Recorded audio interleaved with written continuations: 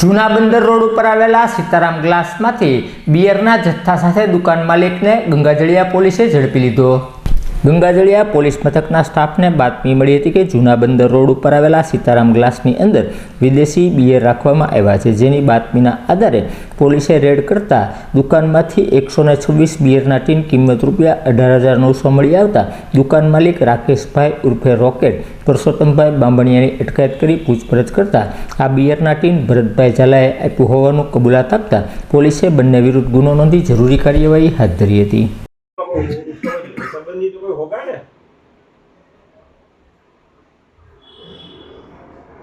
हाँ मुन्ना भाई करके है ना, मुन्ना भाई मेरे साथ आना। यार तू इधर आया तो गाड़ी तेरी नहीं तो कहाँ है?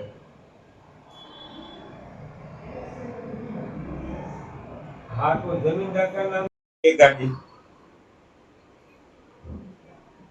क्या क्या नाम है उसका, क्या नाम है देख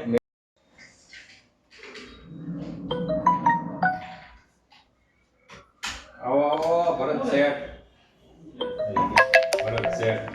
बस लो तू बोलो यार ये नहीं बात है तो नाम बताओ तो ले आ ले मारा बाबा इंटरव्यू दी अरे तो ना होता है ना तो बीजा बोलो मुझे मैं वीडियो ट्वीट